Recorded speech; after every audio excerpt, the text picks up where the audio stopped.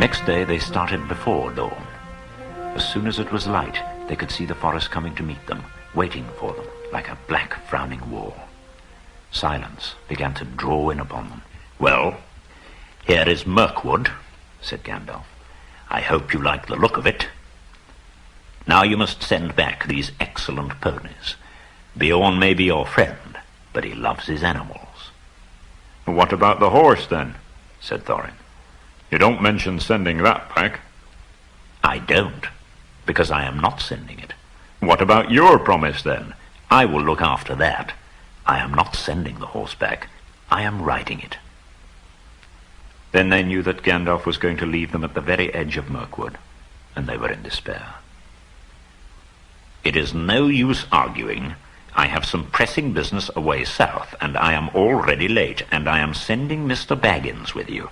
I have told you before that he has more about him than you guess, so cheer up.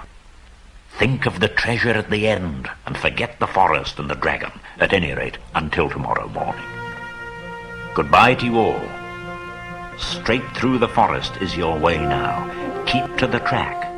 If you don't, 1,000 to 1 you will never get out of Mirkwood and see the long marshes, never mind see the lonely mountain, or Smaug, though I hope he is not expecting you."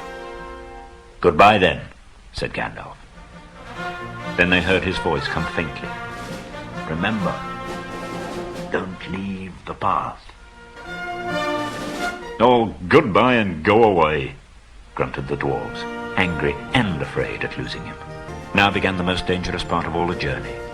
Each one shouldered his heavy pack and waterskin, and turned from the light that lay on the lands outside, and plunged into the forest.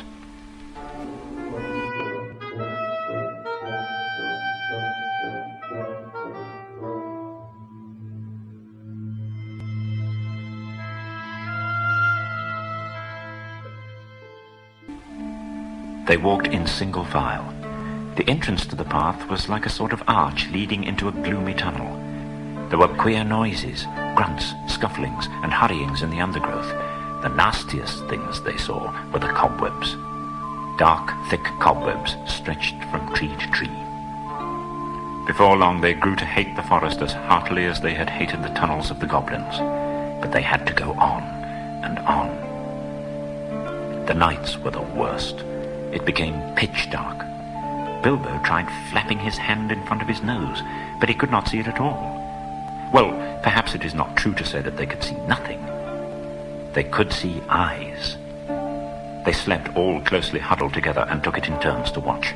When it was Bilbo's turn, he would see gleams in the darkness round them, and sometimes pairs of yellow or red or green eyes would stare at him from a little distance, and then slowly fade and disappear. At times they heard disquieting laughter. Sometimes there was singing in the distance too. The laughter was the laughter of fair voices, not of goblins, and the singing was beautiful but eerie and strange. And so they hurried on. Bilbo was in deep thoughts of bacon and eggs and toast and butter, when he felt something touch him. Something like a strong, sticky string was against his left hand, and when he tried to move, he found that his legs were trapped. The great spider, who had been tying him up while he dozed, came from behind him. He could only see the thing's eyes, but he could feel its hairy legs as it struggled to wind its abominable threads round and round him. Bilbo attacked it before it could disappear, and stuck it with his sword right in the eyes. It went mad, and leapt and danced and flung out its legs in horrible jerks, until he killed it with another stroke, and then fell down and remembered no more.